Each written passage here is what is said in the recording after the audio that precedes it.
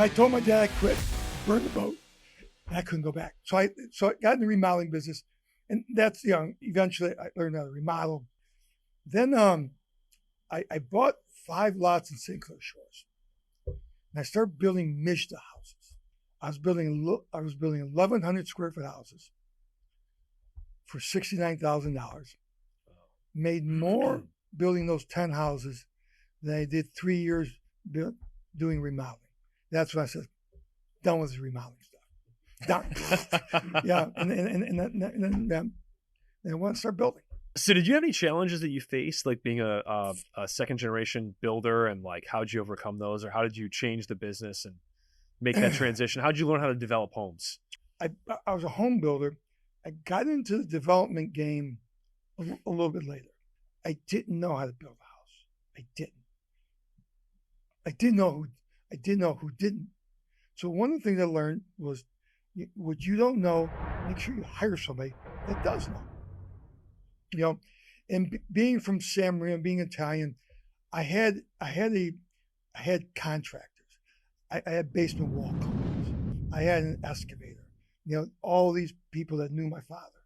So it was easy getting contractors because back then, all the Italians basically worked at construction. So it's easy to me to get those contractors. All you had to do was, for me, teach me once. Tell me once I learned. Okay? And I'll make a mistake once, not doing it twice. How did that experience change how you approach business and life, and that lesson of relationships? When I was younger, I thought that all you had to do to be successful was to know everything, or know really how to do it. And I really thought knowledge was king. Knowledge is important, but relationship are more. Relationship are king.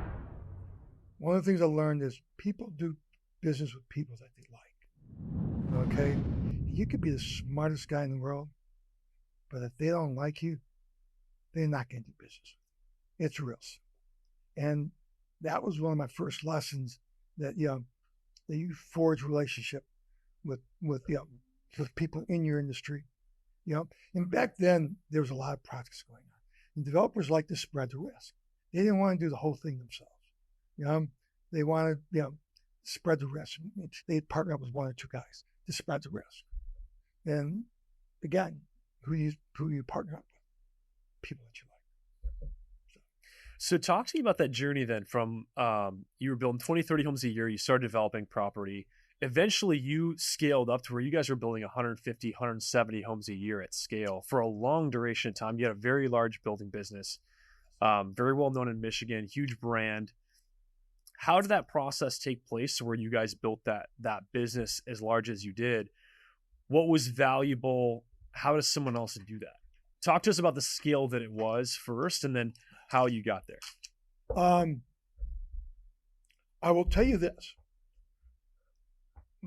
I don't care what business you're in. Process is everything.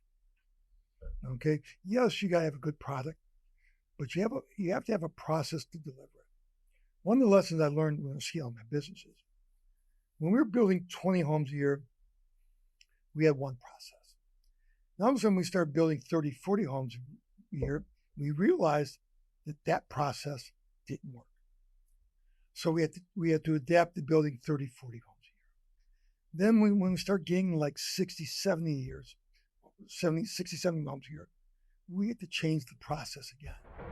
And this is one thing I've learned as I kept scaling, is that the process needed to change. I couldn't use the same process building 20 homes as you can 100 homes. It doesn't work that way.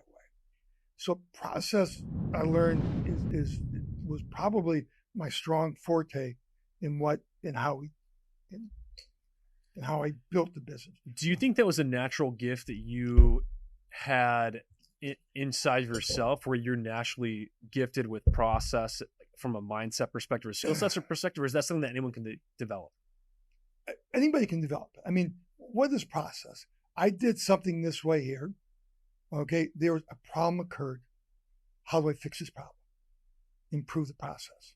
Okay, you would come up with problems that would occur. Okay, fix the process. And that's, in it, fixing the process, I brought everybody in. Like if I had carpenters, sat with my carpenters, we develop a process. Listen, every time we build a home, this is how we're going to build them. And I did it with my excavators. I did it with my basement wall companies. Everybody, my lumber company. We came up with processes. But it was, I did it with other people in mind. How do I make your job easier? We used to have group meetings with the carpenters and the lumber companies. And how do I make your job easier? Tell me. Okay, what do I need you to do? And having these joint meetings and constantly getting the input from the employee, the people actually doing the work, that's how you improve the process. When we got to 150 homes a year, it was a completely different process than even when we were building 100 homes a year.